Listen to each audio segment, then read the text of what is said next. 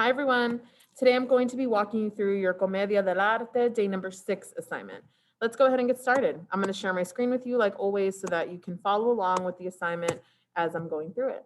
So when you open up your assignment, you're going to see we're still working on TEKS 4A and 4B, which is demonstrating the role of theater as a reflection of history, society, and culture through participation in dramatic activities.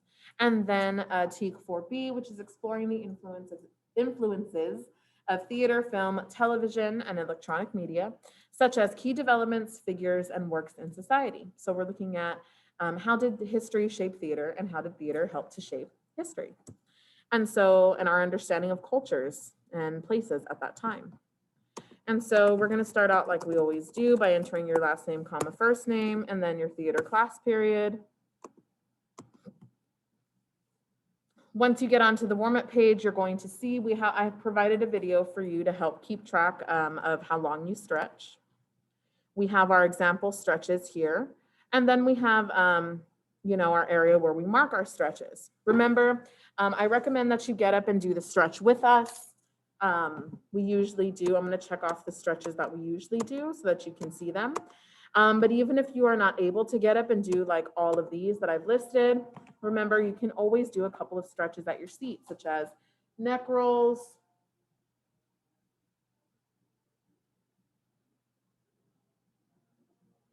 shoulder raises, and shoulder rolls, arm circles, large and small, as well as any other arm stretches that you can do at your seat.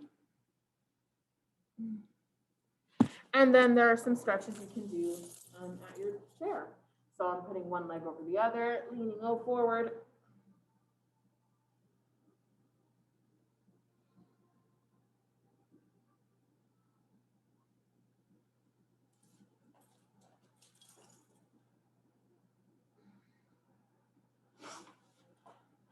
And so even just doing a couple of stretches like that is good for the body. And so I highly recommend that you sit and do that. For the vocal warm-up part, we have our facial stretches as well as some tongue twisters. So you can inhale and exhale, big deep breaths. I recommend doing at least 3 to 5 of them, in through the nose, out through the mouth.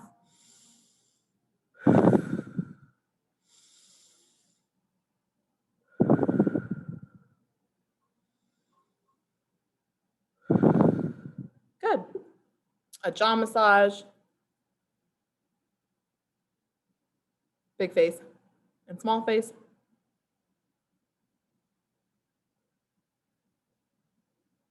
And then marking the stretches on your form.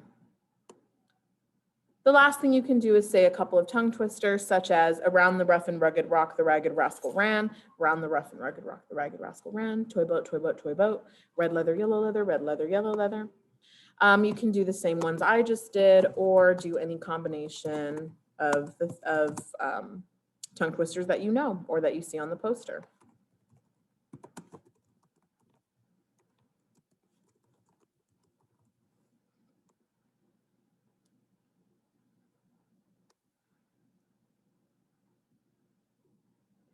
So you're going to see, as you continue on to the daily activity page, that we're continuing with Commedia dell'arte into week number 2.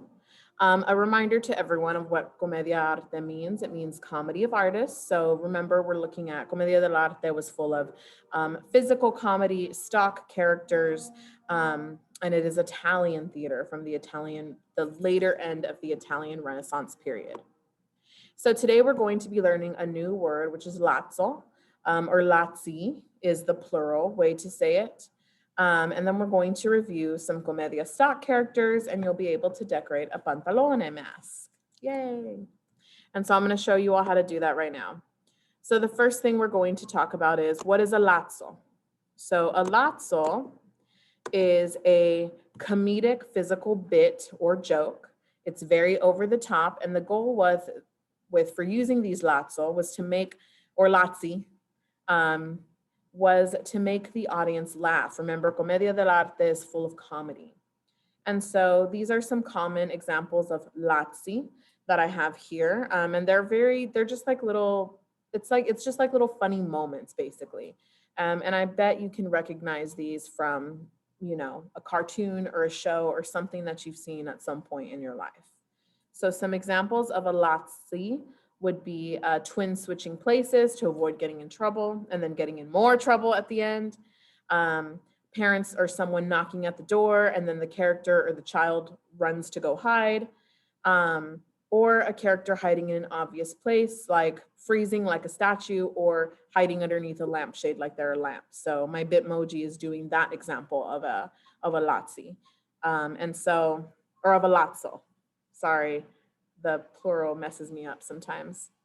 So this would be an example of a lazzo here, what my Bitmoji is doing, hiding underneath the lampshade. And so what is a lazzo? It is a comedic bit or joke. The difference between a lazzo and a lazzi is one. A lazzi is plural. That means multiple. So if you're talking about one joke, it's a lazzo. If you're talking about multiple joke, it's lazzi.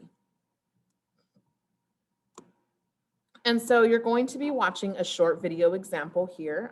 If you click the title, it will open up in a new tab and you can watch it fully, or you can just play it in the small player if you'd like. And so you're going to be answering the questions of which Commedia characters did you see used in the example? What happens when the character Capitano tries to sit down at the beginning of the video? And then you're going to answer this multiple choice question. Using lazzi in their performances allowed Commedia actors to do what? And then what are the lazzi examples? So what are the different jokes or bits that they show in the video? They show, I think, about 3 examples. And so you'll write down, and they actually put the title of the example in the video. So you'll be able to type in those 3 examples in the box below. Once you're done with that, your second thing you're going to do today is to decorate a Commedia mask and then answer a couple of questions about a Commedia character. This is to review the characters that we learned last week. So what you'll do is you're going to make a copy of your assignment using the link. And then once that copy has been made, you will go ahead and add your name to the title, because you are going to be either sending this to me or sharing it with me. And so you're going to need to add your name. And so you'll see, if you look on the instruction page, I'm going to zoom a little bit. You're going to need to add your name to the title of the assignment, which we've already done. And you're going to use the mask and artwork provided to decorate a mask that matches the personality of the Commedia character. To copy and paste the decorations, you're going to need to do Control-C and Control-V. Control-C is copy, so you'll click on the picture you want and do Control and C at the same time. And then to paste it, it's Control-V. Once you're done, you will attach it back to your daily form or share it with me. Those are the 2 ways that you can turn this assignment in. So I gave you a slide here to kind of remind you what that character is like. This first one is going to be for Pantalone. And so remember, Pantalone is an upper class, rich, wealthy guy. He's middle-aged or older than that, maybe an old man. He's generally the father of a young girl, teenager, sometimes even a younger girl. And he's overly protective of both his daughter and his money. He's rich enough that he usually has several servants. So a character that is very much like Pantalone would be like Mr. Burns, Mr. Krabs from SpongeBob. So that just gives you an idea of their personality if you've ever seen those 2 examples before. So what you'll have here is the pictures. And so let's say I know Pantalone likes money. So I'm going to use this picture. I'm going to do Control-C. And then when I go onto my mask, I'll do Control-V. And then I'll be able to place that decoration wherever I want on the mask. And remember, when you click it, you can use the little, when you make it, blue, you can use the little handles to toggle to make things bigger or smaller. And have fun and be creative. Remember, you want to pick items that have to do with the character. So like, for example, there's some clown stuff here. Pantalone is not a clown, so I would not put clown items on there. But I am going to put some eyes on him. And so again, this is where it gets kind of silly. You can toggle to make the character's eyes bigger or smaller or do whatever you need to do. There we go. It's kind of creepy, right? Or you can leave them just blank eyes if you wanted to. But I'm going to continue decorating and adding some more. So Pantalone, he's a red costume with a black coat. Let's see if I can find him on here. Oh, look, there he is. So I'm going to copy and paste that one and put it on there as well. And like I said, remember, you can always change the shape, direction, you know, of the characters on your mask.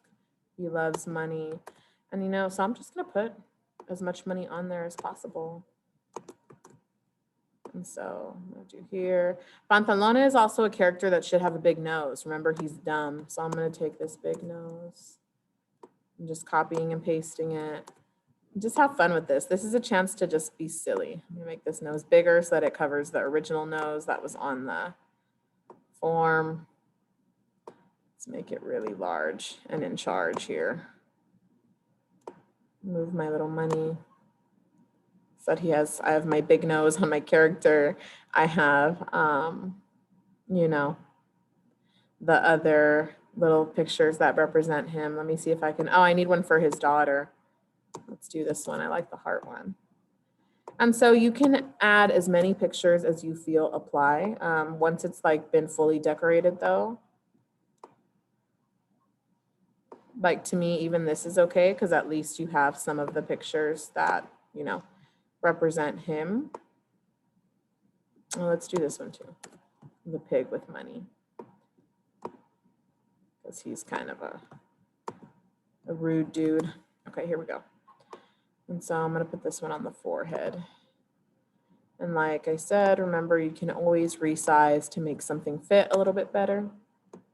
And so now I'm going to zoom back out so you can see the work I did. And there we go. I made my mask. It's just a cute, fun little mask. So once I'm done with that part, I'm going to attach.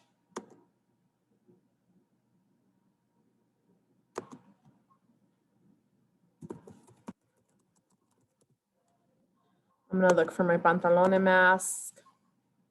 And then I have a couple of questions to answer. So you're going to use this little chart here to help you answer the questions. Or you can click zoom by clicking these 3 dots and you can make the chart larger. And so I'm going to look for the Pantalone character. So here's the chart for him. And so the first question is, what is his status? So I'm going to look under the status column. Pantalone is a master, which means he's an older character, richer character, wealthier, more powerful. What body part does he lead with? Leading with his chin. So I'll write down chin. What does their head do when moving? So head column, it's looking around.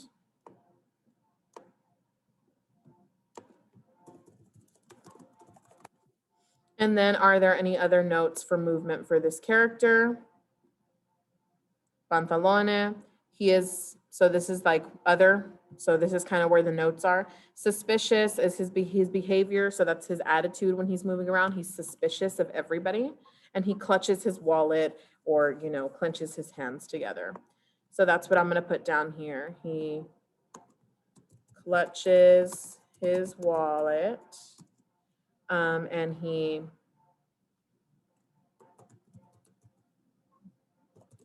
he's a suspicious character.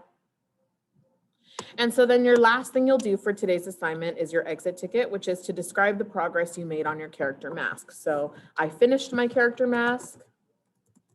So that's what I would put down. And then once you're done, you'll click submit. And then that's it. You're done for the day. I hope this video was helpful to you. Remember, you can always reach out to me on Google Classroom, Remind, email, or just by popping in on our live sessions during the day. Well, that's it for today, everyone. Remember, today is a great day. You're in control of you, and every day is a great day to try your best. I'll see you all in the next video. Bye.